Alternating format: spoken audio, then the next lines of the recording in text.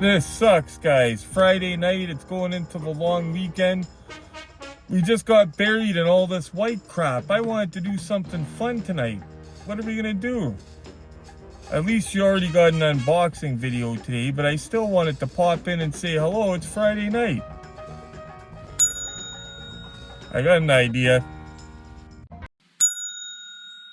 I don't need a Costco membership. I'm a single person, not a family of six. I don't need 35 or anything yet. But the food costs hot dogs, what I wanna get. Only 150, they don't make a profit. I don't want the soda, but I'll take it, I guess. Got 'em as a kid and I haven't progressed. Costco hot dogs, really oughta. I don't need a Costco membership.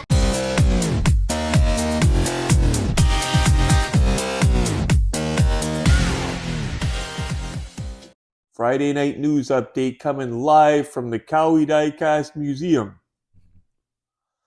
More like Retro was bored on Friday night after work, wanted to come say hello to you guys and give you a couple of news updates on what's going on over the weekend, what's going on with the channel. First off, no sign of Herbie yet. So Max ordered it the same time as I did, I believe, same day even, or maybe a day after. Last week during the live, he told me, "Oh, our Herbies are in Canada." And I checked mine, and mine was still in the left the country mode, like left China.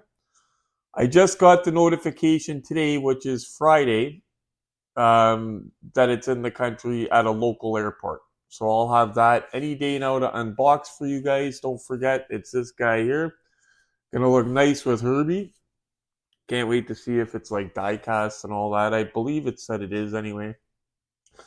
Um, oh, big unboxing tomorrow, guys. So you know how we do the live now every Saturday at 9. Unless there's a significant event going on that requires us doing a video that day. Every Saturday is a live hangout with you guys, Q&A now. This Saturday, we're unboxing a heavyweight.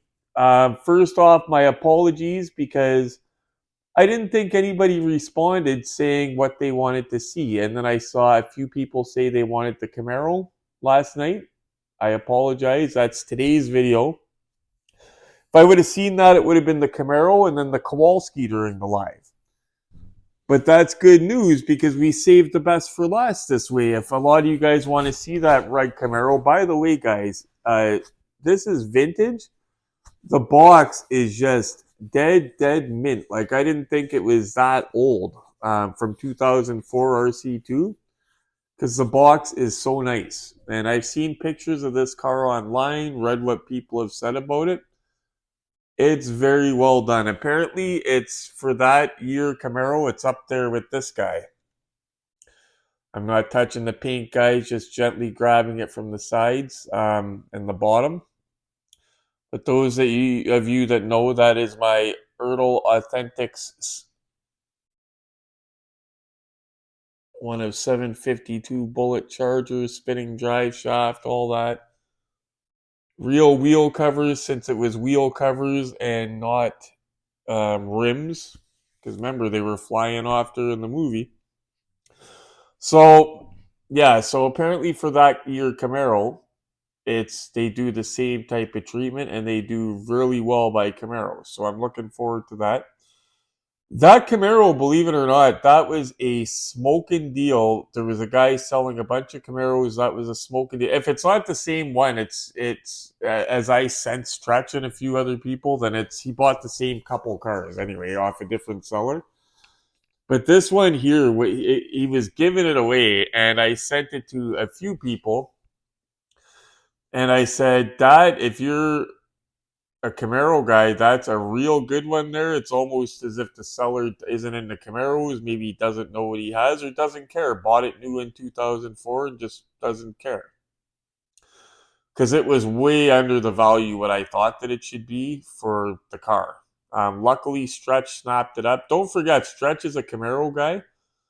He does have a Mustang, but he's a Camaro guy. Don't forget, when we were growing up, late teens, early 20s, we were cruising around in his 1986 Camaro and getting pulled over every time the Sault Ste. Marie police seen us in it.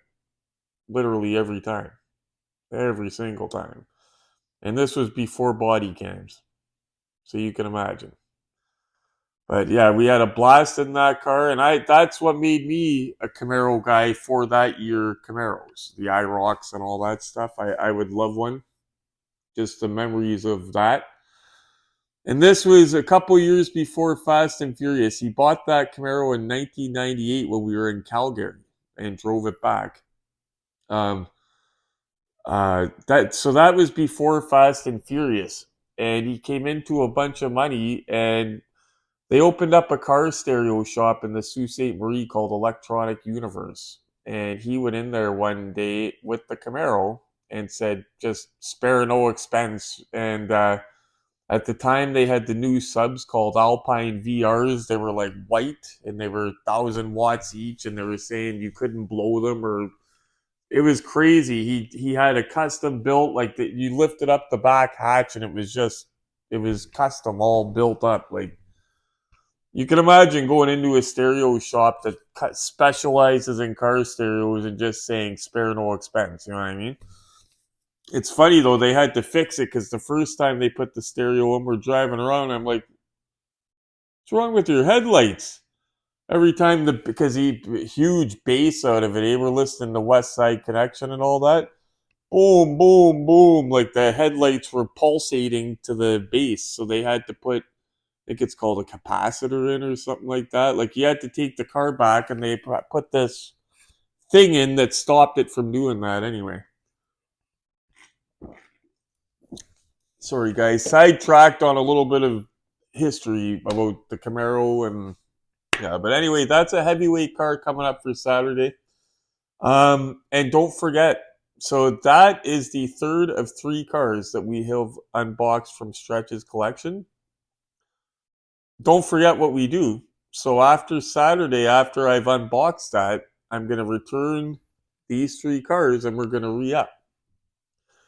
He's got interesting ones. He's got everything from that Chrome Camaro, one of 200 I really want to see. That, by the way, I could only find one picture of online, other than the one that he bought for sale. Tells you it's a rare one.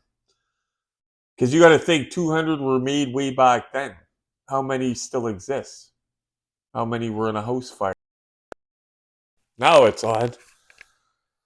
Let me know the difference you hear between the mic. If the mic is garbage and the iPhone is better mic, I'll just use the iPhone from now on. But we do have the mic for outdoors, and when I go to the ODA show and stuff like that, that's when it comes in handy, because I've used mics before at the ODA show and not used mics, and there's a big difference.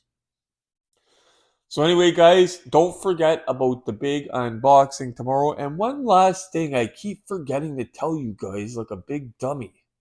I'm such a dummy. Oh, the mic died, guys. We got to plug her in. I can't blame the mic for keep cutting out. If I only charged it once and I tried using it a half a dozen times, I got to charge it, big dummy. Anyway, guys, anybody wanting the T-shirts, what I was saying is they're awesome quality Gildan. They don't shrink or anything sketchy in the washer dryer. I've washed and dried mine a bunch of times. The logo is not like peeling off or anything silly like that. It's good quality stuff. I wear it myself. You guys know I wouldn't buy bunk and wear it. Come on. Anyway, guys, if anybody wants anybody to rep the Retro Collectibles logo anywhere you're at, $25 Canadian plus shipping charges.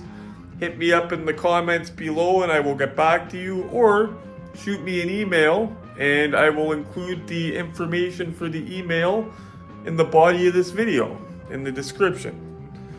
Anyway, guys, you know what I'm going to say. Retro got to get some rest because we got a big live to do tomorrow night, a big unboxing. I'm getting old, so I got to be able to stay awake. Anyway, guys, thanks so much for tuning in. Do me a favor, smash the like button for me.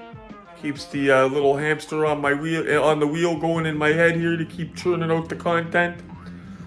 At the same time, click the bell notification. Make sure you get my most recent videos. And as always, guys, most important part, stay safe and happy hunting.